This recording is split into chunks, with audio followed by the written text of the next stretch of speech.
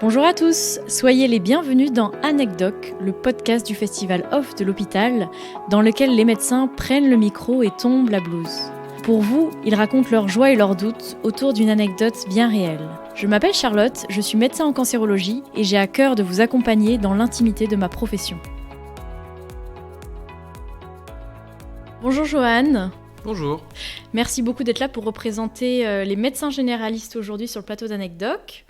Alors, est-ce que tu peux nous dire en quoi consiste ta spécialité ? Qu'est-ce que c'est la médecine générale ? Alors, moi je suis médecin généraliste. Globalement, tout le monde voit à peu près ce que c'est. Après, c'est assez vaste parce qu'en étant médecin généraliste, on peut être en cabinet, ce que tout le monde voit à peu près en étant déjà étant allé voir son médecin généraliste. Après, on peut être aussi à l'hôpital, plutôt dans des structures aussi un peu différentes comme SOS Médecins, où je travaille de temps en temps. Et puis après, le lieu aussi d'installation ou le lieu dans lequel se trouve le cabinet influe pas mal aussi sur le type d'activité. D'accord. Justement, tu vas nous raconter une anecdote qui a un rapport, je crois, avec SOS Médecins. Alors, quel était le contexte de cette anecdote ? Replante-nous un peu le décor. Alors, du coup, c'était l'été il y a 2 ans. Je travaillais à SOS Médecins à Annecy, en Haute-Savoie. Et puis, en fait, on fait des créneaux de visite et de consultation. Donc, il y a 4-5 heures de consultation, 4-5 heures de visite sur la même journée. Et là, j'étais sur un créneau de visite. Et entre deux visites, sur le trajet pour aller à la visite suivante, en fait, il y a une voiture qui... Donc, j'étais en voiture. Il y a une voiture qui m'arrête à un rond-point en klaxonnant et qui me dit qu'il y a une personne en arrêt cardiaque au rond-point d'après. Donc là, j'ai pas vraiment pu faire autre chose que d'aller jusqu'au rond-point d'après. Et en fait, il y avait une personne au milieu de la route, sur le bas-côté de la route, qui était en train d'être massée par 2 personnes. Et en fait, pour resituer un peu le truc, il y a une petite route qui monte en sortant du rond-point. Et puis il y a une dame qui montait en vélo, 35 ans, avec ses enfants dans la carriole qu'elle traînait derrière son vélo. Sa mère à côté en vélo aussi. Et en fait, en montant la côte, elle tombe de son vélo, elle s'effondre par terre. Et là, il y a quelqu'un en voiture qui passe, qui en fait était interne de médecine générale en vacances dans le coin, qui la voit tomber par terre, sort de sa voiture et commence directement à la masser. Il y a un pompier qui passe dans l'autre sens, qui était pas du tout au travail, qui s'arrête aussi, qui la masse. Et puis, c'est-à-dire, il commence la réanimation. Il commence la réanimation, oui, c'est pas un massage de kiné, c'est un massage cardiaque. Et du coup, moi, j'arrive sur l'endroit, ça faisait 3 minutes qu'ils étaient là à peu près. Et donc, du coup, on masse la personne à tour de rôle. Rapidement, il y a les pompiers qui arrivent, les gendarmes qui arrivent, qui sécurisent un peu l'environnement, parce qu'on était vraiment sur un bord de route en heure de pointe sur la rocade d'Annecy. Et puis donc les pompiers lui mettent le défibrillateur, donc c'est des patchs avec un boîtier automatisé pour savoir s'il y a besoin ou pas d'arrêter de masser et d'envoyer un choc électrique au patient si c'est nécessaire. Et puis on finit par écouter à un moment donné le boîtier qui dit voilà, le choc électrique est indiqué, appuyez sur le bouton. Et c'est au même moment où le SAMU arrive sur place. Et puis le médecin du SAMU appuie sur le bouton et la dame prend un choc électrique et se réveille. Et là, à ce moment-là, il y avait déjà l'équipe du SAMU qui était tout autour, prêt à l'intuber s'il y avait besoin. Donc pour une assistance respiratoire, l'infirmière qui l'avait déjà perfusée, etc. Et en fait, là, il n'y avait plus besoin de rien de plus finalement, parce que la patiente était réveillée. Donc finalement, ils ont quand même équipé la patiente médicalement avec un scope pour surveiller le rythme cardiaque, avec de l'oxygène, avec une perfusion, etc. Et puis finalement, en l'espace de quelques minutes, tout le monde a un peu dégagé le plancher et on s'est retrouvés, moi avec ma bouteille d'oxygène qui me restait à côté de moi, que j'avais sortie de ma voiture, et puis la maman de la patiente du coup, qui était restée là au milieu avec les pompiers qui avaient emmené les vélos, tout. Et du coup, cette dame qui me demandait ce qu'elle faisait maintenant et puis où il fallait aller, si elle pouvait aller voir sa fille. Et donc du coup, je l'ai posée à l'hôpital au passage. Et puis j'ai noté le nom de la patiente pour pouvoir prendre des infos après, savoir ce qui lui était arrivé. Et en appelant les cardiologues de l'hôpital, elle avait été hospitalisée en cardiologie suite à ça. Et elle a fait un arrêt cardiaque du coup sur un problème de rythme cardiaque qui survient de manière très intermittente et qui s'est manifesté là sur un effort et qui a fait qu'elle a fait un arrêt cardiaque lors d'un effort. Et puis cette dame, elle a 35 ans, elle avait 35 ans, elle a pas de séquelles, elle a été réanimée d'une manière a priori plutôt optimale. Et puis elle a eu un défibrillateur de poser dans les suites. Un défibrillateur, c'est un boîtier qu'on met sous la peau qui permet d'enregistrer le rythme cardiaque et en cas de nouveaux problèmes rythmiques du type qu'elle avait fait, de lui faire un choc électrique sur le moment sans avoir besoin de masser, de ressortir un défibrillateur, etc. Et puis voilà. Et moi je suis allé à ma visite suivante après, comme si de rien n'était ou presque. Et c'est assez, il y a un caractère assez exceptionnel dans ton histoire qui est qu'elle a croisé quand même 2 médecins et un pompier au moment où elle a fait son arrêt cardiaque, et c'est assez exceptionnel que ce soit réveillée sans séquelles juste après le choc de réanimation. Ouais, c'était assez troublant de se dire que en fait cette dame elle aurait fait la même chose dans une ruelle, dans une rue où il n'y avait pas de passage, ou pas une heure où il y a des bouchons plein la rocade à Annecy. Peut-être qu'elle serait juste morte 3 minutes après devant ses enfants et sa mère sans que personne n'ait rien fait. Et puis ouais, il y a le côté zéro séquelle, il s'est entre guillemets presque rien passé, ce qui n'est pas souvent le cas parce que les arrêts cardiaques extra-hospitaliers, la survie quand même n'est pas énorme pour pas dire très faible. Et puis la survie sans séquelles non plus est pas non plus très élevée. Donc un petit côté de rentrer le soir en disant tiens, on est quand même peu de choses et ça peut vite passer du tout au tout, quoi. Et pour toi, en tant que médecin généraliste, entre 2 visites, finalement, tu étais toujours médecin oui, c'est ça, ouais. Ouais, effectivement. Bah, ça m'arrive des fois en faisant des trajets comme ça entre chez moi et puis SOS médecin, quand il y a un accident, de devoir s'arrêter, de demander ce qui se passe un peu, de sortir de la voiture, etc. Donc, c'est quasiment une identité quelque part. T'as toujours ta blouse de médecin généraliste sur toi. Oui, mais bon, après, des fois, c'est un peu malgré soi, parce qu'on peut être pressé, avoir un rendez-vous, et il y a une obligation morale, probablement légale aussi, de s'arrêter, quoi.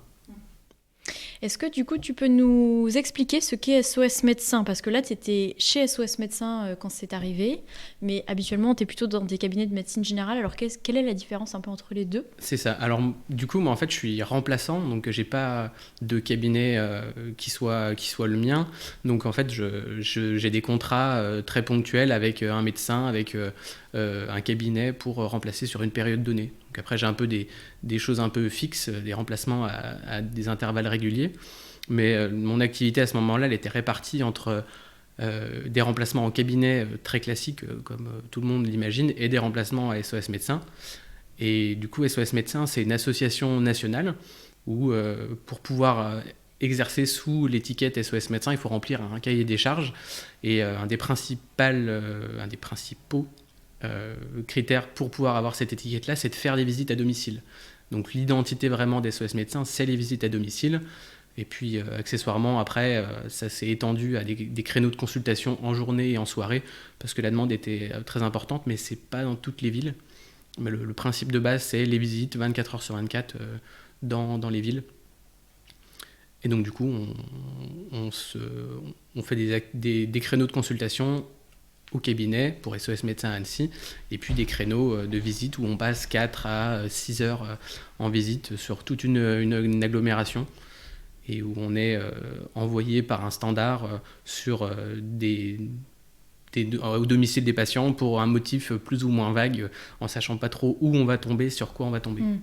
Il y a un caractère plus urgent aussi des visites des SOS Médecins par rapport au cabinet ? Il y a un caractère un peu plus urgent dans le sens où surtout à SOS Médecin à Annecy, il y a une grosse disponibilité des créneaux de consultation, donc tous les gens qui peuvent se déplacer et qui ont des choses relativement peu graves se déplacent, et donc c'est vrai que ça a tendance à amener à des visites où la tendance est un peu plus sur des choses graves que ce qu'on verrait en cabinet habituellement. Ouais. Et pourquoi du coup avoir décidé de t'investir dans SOS Médecin en plus de ta pratique de médecine générale de cabinet de ville ? Au début c'était purement organisationnel pour avoir un emploi du temps qui soit plus rempli. Parce que dans le cabinet où je remplaçais initialement, je remplaçais sur les périodes de vacances scolaires. Et donc je me retrouvais hors vacances scolaires sans activité.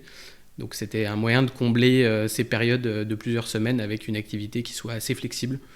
Et au début, c'était purement occupationnel et alimentaire, on va dire. Et puis après, il y a vraiment un intérêt qui est venu pour le côté non programmé, des choses plus ou moins urgentes, où il y a quand même une impression parfois d'être plus utile que sur certaines consultations pour des gens qui n'ont pas les moyens de se déplacer, qui ont des situations plus graves à gérer, ou des choses clairement urgentes qui ne peuvent pas attendre le lendemain pour être vues dans un cabinet. Alors après, il y a aussi des choses qui pourraient attendre, évidemment. Mais... Donc maintenant que tu nous as bien précisé l'activité en fait, de médecine générale chez SOS Médecins et en cabinet de ville. Cabinet de ville, je pense que les gens se représentent plus ce que c'est. Quel est le rôle du médecin généraliste finalement pour toi ? C'est assez difficile à définir. Je pense qu'il y a plein de visions de la médecine générale, de ce que c'est. Après, ça dépend de si tu vas exercer en ville, plutôt en semi-rural ou complètement dans la campagne. Le principal critère qui va influer sûrement, c'est sur la distance qu'il y a ou le temps qu'il y a de trajet entre toi et le premier service d'urgence. Parce que tu ne vas pas du tout voir le même type de patient, les mêmes pathologies si tu es à 5 minutes à pied des urgences de la ville ou si tu es à 25 minutes ou 1 heure. Plus tu vas t'éloigner des urgences, plus tu vas avoir un rôle de premier recours en fait, où tu peux te retrouver à ton cabinet avec quelqu'un qui fait un infarctus, quelqu'un qui a une plaie importante, ou quelqu'un qui a juste pas envie du tout d'aller aux urgences parce que c'est loin et que de toute façon il n'ira pas. Donc ça, c'est un premier facteur. Après, il y a aussi l'organisation au niveau du planning. Il y a peu de médecins qui font du sans rendez-vous, mais d'avoir une partie de sans rendez-vous sur la journée, ça permet d'avoir une activité qui va être totalement différente de faire que des créneaux réguliers qui sont organisés toutes les 20 minutes ou un quart d'heure, qui sont pris 15 jours à l'avance et où là, tu te prives d'avoir certaines demandes qui vont arriver spontanément au cabinet, quoi. Et ça, c'est un aspect que tu aimes bien, par exemple, le sans rendez-vous ? Ouais, moi j'aime bien l'organisation du sans rendez-vous une partie de la journée.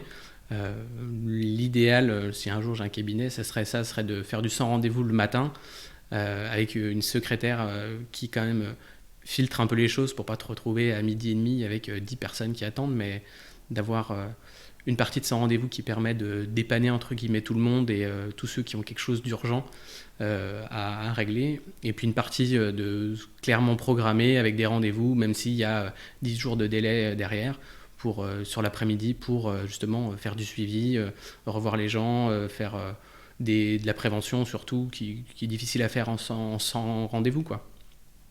Mais ça impose du coup d'avoir une organisation un peu plus flexible sur le temps de consultation le matin, où tu peux pas savoir d'avance si la consultation elle va durer 5 minutes ou 45 minutes, quoi.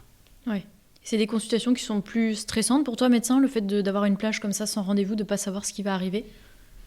Bonne question. Au début, j'avais l'impression que c'était plus stressant de ne pas savoir ce qui allait te tomber dessus, entre guillemets. Mais d'un autre côté, au début de mes remplacements, j'essayais de me dire qu'est-ce que ça peut être le motif du patient suivant, et par exemple à SOS Médecins, le motif que ce soit en visite ou en consultation est précisé. Alors ça reste très vague, parce que ça peut être divers gastro et ça peut concerner n'importe quoi qui va être comme pathologie abdominale, mais le fait de ne pas savoir, finalement, au fur et à mesure, on oublie un peu la question de qu'est-ce qui va arriver, et puis on prend au fur et à mesure en se disant que de toute façon on s'occupe au mieux de chaque patient. Si ça dure 5 minutes, c'est qu'il y avait besoin que de ça. Et puis si ça dure 45 minutes parce que c'était quelque chose qui nécessitait plus de temps, les suivants qui attendent trouveront un moyen de se satisfaire qu'un jour, s'ils ont besoin de ce temps-là, ils l'auront, quoi. Donc c'est plutôt satisfaisant, je pense, pour le patient de se dire que quoi qu'il arrive, il aura toujours une possibilité de consulter s'il y a quelque chose d'urgent, quoi. Et est-ce que tu peux aussi nous dire la différence pour toi, enfin, l'intérêt que tu as dans les consultations à domicile, parce que c'est très différent de recevoir des patients en cabinet, j'imagine, d'aller chez les gens. Est-ce que tu peux nous en dire deux mots, parce que c'est vraiment très spécifique des médecins généralistes ? C'est vrai que c'est clairement pas le même type de consultation. Après, il y a beaucoup de médecins généralistes qui s'en passent, qui ne font plus ou très peu de visites à domicile, alors que la raison soit organisationnelle pour le temps que ça prend de faire une visite, puisqu'il faut bien se rendre compte que faire une visite à domicile, entre le moment où tu pars de ton cabinet ou le moment où tu en reviens, s'il n'y a pas trop de trajet, si c'est pas trop loin, si tu connais le patient, si tu sais comment ça se passe, on peut presque compter 1 heure. Pendant ce temps-là, en cabinet, tu vas voir 3 ou 4 patients en 1 heure, donc il il y a un intérêt clairement du nombre de patients vus, malheureusement aussi de la rentabilité parce que la visite à domicile n'est pas du tout tarifée pareil que la consultation. Donc il y a moins de monde qui en fait de moins en moins. Moi je trouve qu'il y a un vrai intérêt parce qu'effectivement ce qu'on disait, tu ne trouves pas du tout le même type de relation avec les gens. Au cabinet, on s'en rend tous compte, c'est un peu plus aseptisé. Au niveau équipement, on a tout ce qu'il faut sous la main. Les patients viennent pour un motif bien précis. Alors qu'à domicile, tu peux te retrouver à SOS Médecins, par exemple, avec une visite régulée par le SAMU. Donc des gens ont appelé le SAMU et on les a transférés sur SOS Médecins pour un motif quelconque. Et quand tu arrives chez eux, c'est pas du tout le motif annoncé. Ou alors chez des gens qui sont âgés, et en fait c'est leurs enfants ou leurs petits-enfants, les nièces, etc., qui ont appelé pour une visite. Et en fait quand tu arrives, tu sais pas pourquoi tu es là. Et il y a un côté très imprévu et difficilement maîtrisable de la visite à domicile où ça peut virer du tout au tout et où on arrive chez des gens qui ont des antécédents mais qui les connaissent pas, qui ont des traitements mais qui les connaissent pas. Donc il y a un côté un peu débrouille qui est intéressant, plus ou moins stressant. Suivant les moments de la journée, c'est pas vécu pareil. Quand tu arrives chez quelqu'un qui a 80 ans, tu sais pas bien pourquoi tu es là et qu'il est 22h et que tu n'as personne à appeler. Tu peux pas appeler un pharmacien pour savoir ce qu'il prend comme médicament ou un spécialiste pour savoir pourquoi il le suit. Tu te retrouves des fois un peu perdu. Mais la plupart des gens qui appellent pour des visites de domicile, il y a un vrai besoin. Donc on essaie de régler le problème des fois comme on peut, quoi. Et ça t'est déjà arrivé de devoir aller très loin pour des visites à domicile, par exemple au fin fond de la montagne ou Oui, là où je remplace en Haute-Savoie, j'ai un remplacement plus ou moins régulier dans une zone qui est, on va dire, semi-rurale, dans une ville de 5000 habitants, où par contre les visites à domicile, ça peut être plutôt éloigné. Donc on peut aller jusqu'à une demi-heure de route pour y aller. On se retrouve effectivement sur des petites routes de montagne où il n'y a pas de réseau, où on ne sait pas vraiment où on doit aller parce qu'il n'y a pas de numéro, pas de rue. Donc après, avec l'habitude, on apprend à appeler les gens avant pour leur demander où c'est, comment est la maison, où il faut tourner pour ne pas se tromper. Et puis après, de toute façon, on part et on n'a pas le choix, il faut trouver, quoi. Mais du coup, quand tu es reculé à une demi-heure de ton cabinet et qui est encore, lui, à 25 minutes de l'hôpital, t'as pas trop d'autre choix que de se débrouiller, surtout que les gens, quand ils sont un peu reculés comme ça dans les montagnes, alors c'est pareil dans la campagne, je pense, mais ils n'ont pas bien envie d'aller aux urgences quoi qu'il arrive. Donc t'as intérêt à avoir, si tu les envoies aux urgences, c'est un bon motif, une bonne raison, et que ce soit vérifié une fois qu'ils sont aux urgences et qu'on leur dise pas, bon, il n'y avait pas besoin forcément, quoi. Il y a un gros travail de débrouillage. Ouais. Et est-ce que l'activité dépend des lieux de pratique, c'est-à-dire à domicile versus en consultation, et en fonction aussi des zones géographiques dans lesquelles tu interviens? Alors l'activité, c'est sûr qu'elle varie en fonction du lieu d'exercice, déjà entre la ville et la campagne, c'est un peu ce qu'on se disait avec l'éloignement par rapport aux urgences. Après, ça dépend aussi des zones urbaines où tu vas te trouver, des catégories socio-professionnelles que tu vas trouver aussi. Les pathologies ne seront pas les mêmes, les motifs de consultation non plus. Faut bien voir qu'entre quelqu'un qui bosse à l'usine, qui fait les 3-8 et qui va avoir un salaire plutôt bas, il va plutôt avoir des difficultés à se maintenir au travail quand il a des douleurs, on va dire, musculo-squelettiques, et puis que de toute façon, le boulot, c'est alimentaire et que c'est pas une vocation de, je sais pas, faire une activité différente, mais si on prend par exemple les médecins ou les infirmières qu'on peut voir en consultation, c'est hyper rare qu'elles veuillent être en arrêt de travail, elles veulent toutes continuer à travailler, les motifs sont pas du tout les mêmes, donc il faut aussi s'adapter aux patients que tu as en face de toi en fonction de la zone où tu travailles. Ça t'est déjà arrivé d'être surpris par une consultation à domicile ou même au cabinet? Ouais, régulièrement. une sur deux peut-être. C'est vrai, pourquoi? Le motif? Le motif et puis aussi ce que les gens s'attendent à qui s'attendent à voir, qui s'attendent à rencontrer. Là, j'ai été en visite la semaine dernière en remplacement d'un médecin que je connais bien, où je connais pas mal de ses patients. Je suis arrivé en visite chez une dame qui m'a dit vous n'êtes pas le docteur, son docteur traitant, donc vous pouvez repartir. Donc c'est surprenant, et puis surtout que la dame, moi je la connaissais, je l'ai déjà vue, mais elle me disait non, mais de toute façon j'ai pas confiance, donc vous pouvez repartir. Et puis finalement, c'est plutôt le mari qui avait besoin de conseils médicaux ou de discuter tout simplement. Mais donc je peux être surpris comme ça.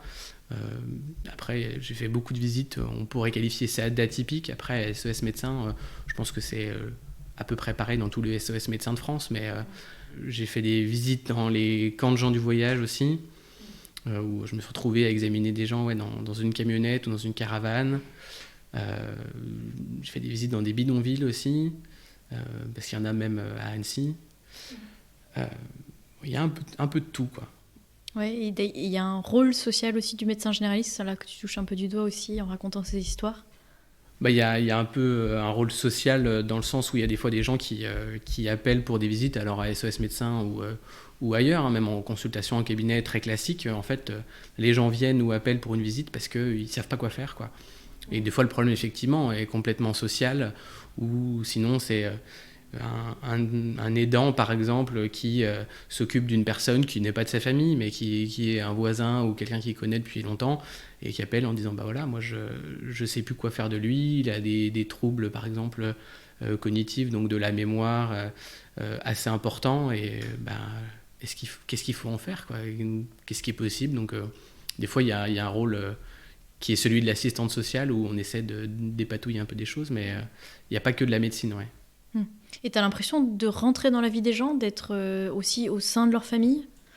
En consultation, c'est plutôt avec les gens qu'on connaît, entre guillemets. Donc, il y a des patients que, même si je fais des remplacements un peu partout, il y a un endroit particulier où je remplace beaucoup, où, au fur et à mesure, les gens, je les connais depuis longtemps. Et donc, on rentre un peu dans leur vie parce qu'on connaît le père, la mère, la fille, la petite fille, les enfants qui sont nés, on les voit depuis un moment. Donc, on suit un peu l'évolution de la famille. Donc, il y a un côté, effectivement, on rentre un peu dans leur vie dans ce sens-là. Après, en visite à domicile, tu rentres clairement chez les gens. Donc, tu vois où les gens vivent, comment ils vivent. Et il y a un côté très envahissant. Enfin, moi, je le vois des fois comme ça, où on arrive chez les gens, où ils sont dans une condition où ils n'ont pas forcément prévu que tu viennes les voir parce qu'ils sont malades et que ce n'était pas prévu. Donc, tu arrives chez des gens où... j'ai été chez une dame une fois... qui avait un syndrome de Diogène. Donc en fait, c'est une maladie psychiatrique où les gens en fait n'arrivent pas à jeter des choses, donc ils accumulent tout, mais que ce soit des boîtes de céréales vides ou des prospectus qui avaient dans la boîte aux lettres, des poubelles, etc. Et où en fait, dans l'appartement, il n'y a pas la place de circuler tellement il y a de choses, quoi. Donc on rentre dans la vie des gens comme ça, peu importe ce qu'ils font dans la vie, où ils vivent, etc. Donc, et à Annecy, c'est assez marqué. Tu peux passer dans la même journée, dans 2 visites d'écart, un squat où il y a des gens sans papier qui vivent à un certain nombre dans un appartement tout petit, et la visite d'après, te retrouver sur les hauteurs d'Annecy-le-Vieux dans une maison où ils vivent à 4 dans 300 mètres carrés, où il y a la Porsche garée dans l'entrée, où ils t'appellent parce que leur enfant de 2 ans a de la fièvre depuis une demi-heure, quoi. Et il est 2h du matin, et ça, tout va bien, mais voilà, tu réveilles l'enfant parce qu'ils t'ont appelé quand même. Donc tu passes du tout au tout, d'une seconde à l'autre, quoi. Ça t'a fait changer un peu de vision de la société, de pratiquer la médecine générale ? J'avais déjà réalisé quand même avant qu'il y avait des gros décalages entre les gens, mais en passant pendant l'internat en médecine générale, tu passes obligatoirement aux urgences et en pédiatrie. Et quand tu es passé aux urgences et aux urgences pédiatriques, donc aux urgences adultes et aux urgences pédiatriques, tu te rends bien compte qu'il y a beaucoup de couches dans la société et qu'en fait... en étant médecin, tu t'évolues dans une catégorie socio-professionnelle qui est bien propre à toi et à ton environnement, en côtoyant beaucoup de médecins, et qu'en fait, il y a des gens qui vivent pas comme toi, il y a des gens qui n'ont pas le même niveau de compréhension que toi de plein de choses, et donc du coup, tu te rends bien compte qu'il y a quand même des grosses différences, quoi. Après, entre... être aux urgences et voir des choses hyper étonnantes et des gens qui réfléchissent pas du tout comme toi, quand tu rentres chez eux, c'est encore différent, quoi. Parce que là, il y a plus une réalité en face, quoi. Ouais, c'est ça. Puis quand tu es tout seul chez les gens pour régler un problème, tu règles le problème. Tu peux pas jouer la carte de vous savez, si on est aux urgences, votre médecin traitant, c'est un spécialiste de ce qui vous arrive, donc c'est lui qu'il faut revoir parce que nous, on n'a rien d'urgent à vous faire, quoi. Donc il y a un côté premier recours qui fait que à un moment donné, il y a une solution à apporter et il va falloir trouver quelque chose, quoi. Et justement, en parlant de ça, en médecine générale, on a l'impression que le travail se fait beaucoup moins en équipe qu'à l'hôpital, dans la pratique plutôt des spécialités. Est-ce que toi, tu te sens parfois seul face à tes décisions? Justement, est-ce que tu t'es déjà senti démuni en devant prendre des décisions? Clairement, oui, seul, souvent. Alors, en visite, la nuit à SOS Médecins, t'es tout seul, souvent. Après, Seul physiquement, mais en fait, tu veux dire aussi que tu te sens seul dans tes décisions. seul dans tes décisions. Et un bon moyen d'assistance, entre guillemets, c'est le Joker. J'appelle le SAMU, en fait, parce que quand tu as un patient, une situation compliquée, typiquement en maison de retraite, la nuit, des patients qui s'aggravent pour une raison ou une autre, mais que ce soit infectieuse ou cardiologique, tu sais qu'ils n'ont pas l'âge, entre guillemets, d'être acceptés dans une réanimation ou que l'hôpital de toute façon est plein et qu'ils vont pas vraiment avoir de place pour s'en occuper. Il y a un peu des fois de la prise en charge qui n'est pas très conventionnelle. Et en médecine, on se base beaucoup sur les recommandations, et en médecine générale, on a souvent tendance à pouvoir en sortir parce que la solution ne convient pas avec le problème, quoi. Et du coup, ça m'arrive de temps en temps d'appeler le 15, de parler avec le médecin régulateur pour valider une décision sur une situation. Et en fait, ça a deux intérêts, c'est que tu n'es pas tout seul à décider, tu en discutes avec un autre médecin. Et puis, d'un point de vue médico-légal, l'appel au 15 est enregistré, donc la décision à deux a été enregistrée, et ça permet de laisser aussi une trace. Parce qu'en fait, quand tu te retrouves la nuit tout seul avec une aide-soignante qui gère 80 patients dans une maison de retraite, t'as pas d'accès au logiciel, au dossier forcément du patient, à l'informatique pour laisser une trace écrite de ton passage. Donc il y a un côté matérialiste de se rassurer en disant il y a une trace écrite de mon passage, de ce que j'ai fait, de pourquoi on a décidé ça, quoi. C'est un côté que tu aimes dans la médecine générale, d'être seul, tu te sens plus libre, ou au contraire, c'est plutôt une difficulté de la pratique? Il y a des fois où tu te mets vraiment dans des gros doutes, de te dire est-ce que là la décision elle était bonne, pas bonne, et qu'est-ce qu'on va en faire, quoi. Et du coup, une des parades à ça, c'est qu'en médecine générale, tu es tout seul au moment de ta consultation, mais t'es pas vraiment tout seul dans la prise en charge des gens, parce que les gens, ils ont un cardiologue, ils ont un neurologue, ils ont des infirmières, etc. Donc, en connaissant le cabinet où tu travailles, donc là où je remplace, vu que c'est de manière régulière, j'ai le numéro de téléphone des kinés, des infirmières, et puis des différents spécialistes que je connais plus ou moins personnellement, et où c'est facile, même en cours de consultation, de prendre son téléphone, d'appeler et de poser une question et d'avoir une réponse. Donc, tu es tout seul sur le moment. Après, l'organisation du système fait que tu n'es pas tout seul en réalité. Est-ce que tu portes ta blouse dans ton cabinet de médecine générale ou chez SOS Médecins, et quel rôle est là pour toi? Alors, oui et non. Et il n'y a pas de logique du tout. C'est-à-dire que à SOS Médecins, je porte une blouse en consultation et en visite, pour une raison assez bête, c'est que mes collègues aussi. Le cabinet où je remplace principalement sur les vacances scolaires, ils en portent depuis le Covid, donc je fais pareil. Pour des raisons d'hygiène? Pour des raisons d'hygiène, effectivement, pendant le Covid, où tout le monde s'est mis à porter des masques et des blouses, donc ce qui était plutôt cohérent. Et puis dans un autre cabinet où je remplace de manière régulière aussi, ils ne portent pas de blouse, donc moi non plus. Et il n'y a pas vraiment de raison, à part que les patients qui viennent au cabinet, il y a une vision un peu homogène du truc, quoi, de se dire les médecins et les secrétaires portent des blouses, donc tout le monde porte des blouses, ou personne n'en porte. Et c'est un peu une réflexion que je m'étais faite quand j'avais été interne dans un cabinet, où en fait personne ne portait de blouse, à part une interne qui en portait. Et tout le monde se disait, c'est bizarre, l'interne, elle porte une blouse, et les patients disaient, mais c'est bizarre, pourquoi le docteur, là, elle porte une blouse? Donc il y a un esprit un peu de cohérence dans le cabinet, mais qui n'a pas de justification sanitaire. Et toi, tu sens une différence quand tu portes une blouse par rapport à la relation que tu as avec le patient pendant ta consultation? Au niveau de la relation, j'ai pas l'impression. Juste au niveau hygiène, où j'ai l'impression d'être plus propre sur moi le soir quand j'enlève ma blouse et que je rentre chez moi. Mais toi non plus, ça change pas ta posture par rapport au patient, le fait de la porter? J'ai pas l'impression, honnêtement. Enfin, moi, je porte la blouse plutôt pour des questions on va dire, de conformité avec le cabinet et plus ou moins de règles d'hygiène, mais je change pas mon comportement si je porte une blouse ou pas, quoi. C'est très intéressant parce que les autres médecins ne disaient pas forcément ça, justement. Je pense que plus de flexibilité en médecine générale. Et enfin, pour terminer, pour toi, quelles sont les qualités essentielles à avoir pour être médecin généraliste ? Il y en a une surtout, c'est de savoir s'arrêter là où sont tes limites. C'est-à-dire des trucs tout bêtes, mais tu sais pas lire un électrocardiogramme, en fait, faut pas en faire. Parce que si t'en fais un et qu'il y a un truc évident à voir ou grave à voir et que tu le vois pas, ça sera très problématique. Si t'as pas l'habitude de suturer, de pas te lancer dans une suture, si t'as pas l'habitude de savoir gérer tel ou tel traitement, de pas s'amuser à bidouiller avec ça. C'est un peu, je pense aussi, ce qu'on peut retenir du Covid de manière générale, c'est que on a vu beaucoup de gens à la télé, des médecins qui nous ont annoncé des choses dans un sens, dans l'autre, mais il n'y a pas grand monde qui a su dire on ne sait pas, donc on ne va rien dire. Et donc du coup, la première qualité, je pense que c'est ça. Après, une autre qualité, ça peut être d'aimer écouter les gens, parce qu'on ne voit pas beaucoup de choses graves.